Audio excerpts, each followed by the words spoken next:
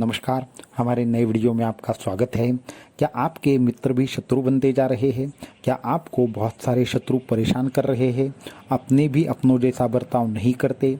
क्या आपको विविध प्रकार से कार्यों में अड़चनें निर्माण करने का लोग प्रयास कर रहे हैं?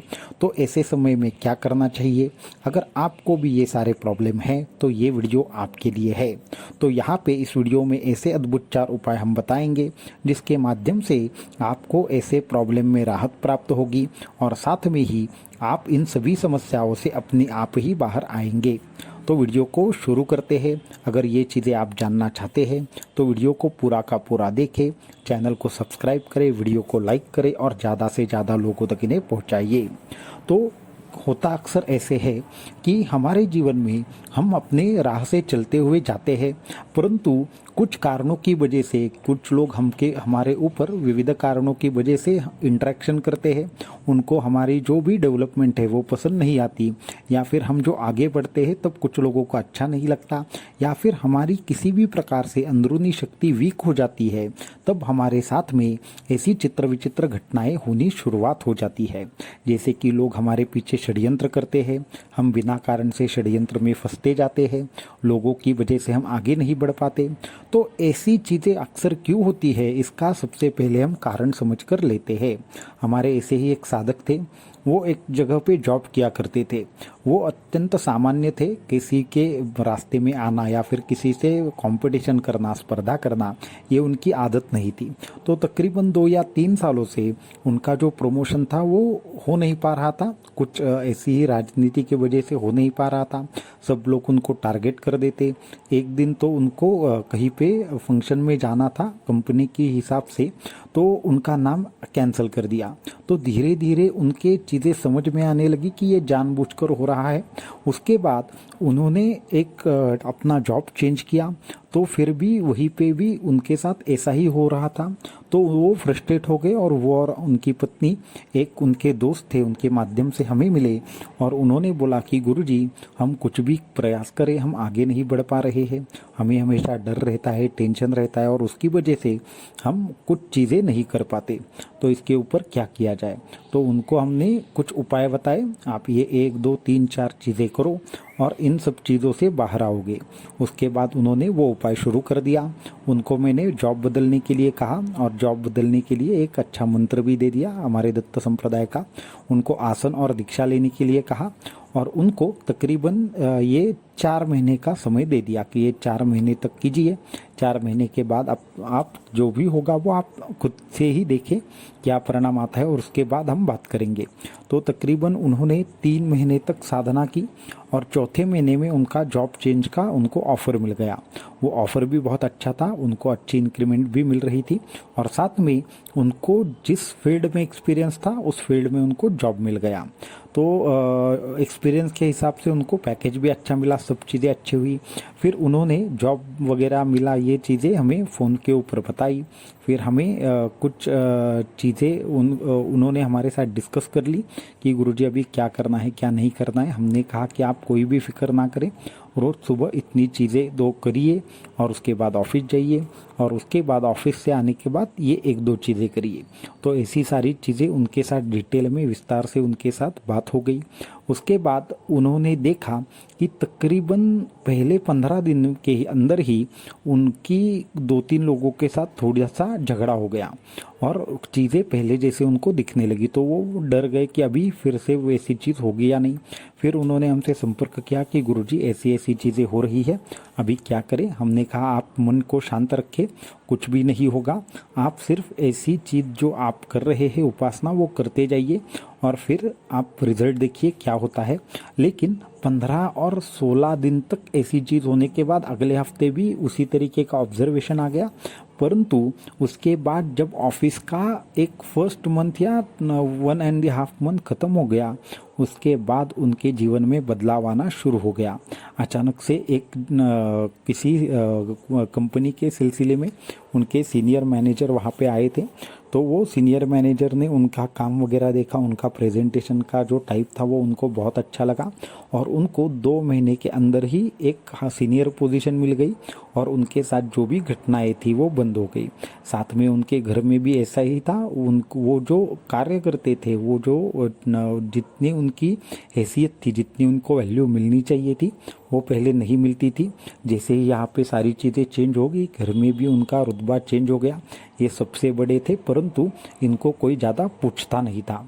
तो ऐसी सारी चीज़ों से घिरने के बाद उन्होंने सारे उपाय किए और वो एक दिन सभी चीज़ों से बाहर आकर उन्होंने अपना आगे का जीवन अत्यंत सुंदरता से बिताया। वो एकदम से उनको वैल्यू भी मिलने लगी, उनके जो हितशत्रु थे वो भी नष्ट हो गए। तो ऐसे अनेकों कारणों की वजह से होता है। तो सब चीज़ें जब अच्छी हुई तो उनके बेटे की शादी थी, तब उनका और हमारा जो मुलाकात हुई वो वैसे उसके बाद कभी वैसी मुलाकात नहीं हुई। आगे वो सुखी है, अभी भी फ़ोन के ऊपर अपडेट देते हैं और वो इंडिया के बाहर जाकर आगे सेटल हो गए और आज भी हमारे संपर्क में है, परंतु अभी इंडिया में नहीं रहते। तो ऐसी चीज़ें हैं। तो होता अक्सर ऐसे है कि इसके लिए हमारी जो अंदर की ताकत है वो कम पड़ती है, किसी का कॉन्फिडेंस कम पड़ता है, किसी का जो हमारा नाभि चक्र है उसमें कुछ प्रॉब्लम आती है, या फिर हमारे कुछ ऐसी चीज़ें होती है, कर्म दशा होती है जिसकी वजह से कि हम ऐसी चीज़ों का अक्सर शिकार होते हैं। तो इस ऐसे सभी साधकों के लिए ये जो 4 उपाय है वो अत्यंत अद्भुत है, जो सभी साधकों को करने चाहिए। तो फिर सबसे पहला जो उपाय है वो है कि आपको क्या करना है, बजरंग बाण का पाठ करना है। बजरंग बाण का 11 बार पाठ करने से ऐसी प्रकार की जो समस्याएं हैं वो खुद ब खुद नष्ट हो जाती है, हमारे ऊपर नहीं पहुंचती। अभी पाठ कैसे करना है वो भी समझ कर लीजिए।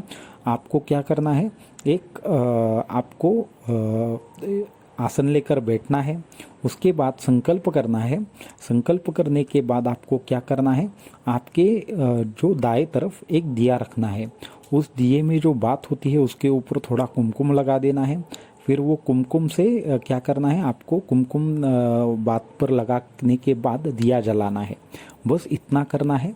और उसके बाद आपको हाथ में अक्षता पकड़नी है। क्या करना है, अक्षताएं पकड़नी है और उसके बाद आपको जो बजरंग बाण रहेगा उसका 11 बार पाठ करना है और उसके बाद दक्षिण दिशा में वो अक्षताएं जाकर फेंक देनी है, खुद के ऊपर 3 बार घुमाकर फेंक देनी है। ऐसा करने से आपका कॉन्फिडेंस बढ़ेगा, जो भी प्रॉब्लम होगा वो नष्ट हो जाएगा। अगर कोई राजनीति आपके पीछे चल रही होगी तो भी नष्ट हो जाएगी, हितशत्रु आपका कार्य नहीं बिगाड़ पाएंगे। लेकिन इसमें संकल्प यह लेना है कि हमारी उन्नति हो, हमारी प्रगति हो, ऐसा लेना है। अगर आप दूसरे का अहित का संकल्प लोगे तो ये काम चीज जो है वो कार्य नहीं करेगी। ये पहली बात हुई। दूसरी है सूर्य स्तुति। तो सूर्य स्तुति एक बहुत अद्भुत ऐसा स्तोत्र है। तो ये जो पहला उपाय हमने बताया वो आपको आप खुद भी कर सकते हैं। इसके बारे में अगर आप डिटेल में जानना चाहते हो तो साधक मार्गदर्शन का हमारा जो मेंबरशिप है उसके ऊपर इस संबंध में वीडियो 2 दिन में आएगा, वो आप देख सकते हैं। तो दूसरी है सूर्य स्तुति।